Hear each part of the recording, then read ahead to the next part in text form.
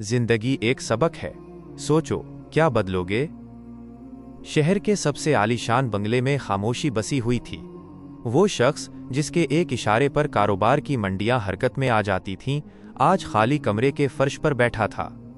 कुछ अरसा पहले तक उसके पास दौलत, शोहरत और वो सब कुछ था जिसे दुनिया कामयाबी कहती है। मगर एक गलत फैसला, एक बड़ा धोखा और किस्मत की एक करवट ने सब कुछ छीन लिया। वो टूट चुका था। वो बार बार खुद से पूछता, मेरे साथ ही क्यों। मायूसी के आलम में वो शहर की एक मस्जिद के बाहर जा बैठा। वहां एक बुजुर्ग सफेद चादर ओढ़े तस्बीह पढ़ रहे थे।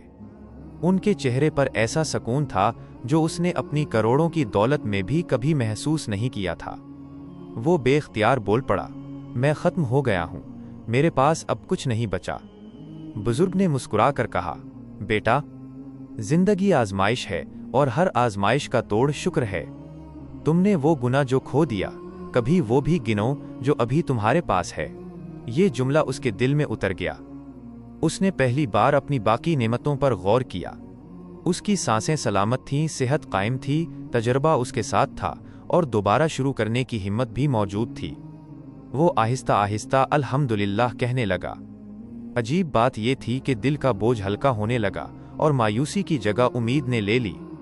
इसे समझ आया कि दौलत कम हो सकती है, मगर शुक्र करने वाला कभी खाली नहीं होता। उसने जीरो से दोबारा आगाज किया। फर्क सिर्फ इतना था कि अब उसके पास सिर्फ सरमाया नहीं बल्कि यकीन और शुक्र की ताकत भी थी। आहिस्ता आहिस्ता दरवाजे खुलने लगे, रास्ते बनने लगे, लोग साथ देने लगे और अल्लाह ने उसे पहले से ज्यादा नवाज दिया।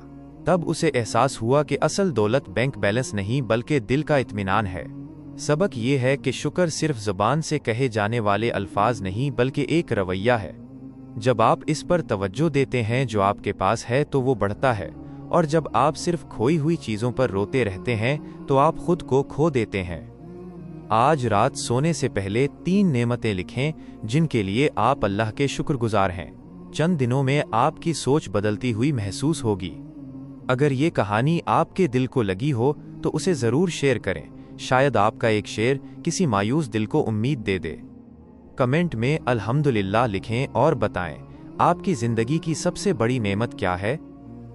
ऐसी ही सबक आमोज़ कहानियों, खूबसूरत अशार और ज़िंदगी संवारने वाली तहरीरों के लिए नूर एजुकेशनल स्टोरीज़ को फॉलो करें, क्योंकि यहाँ हर लफ्ज़ इस्लाह भी है और एहसास भी।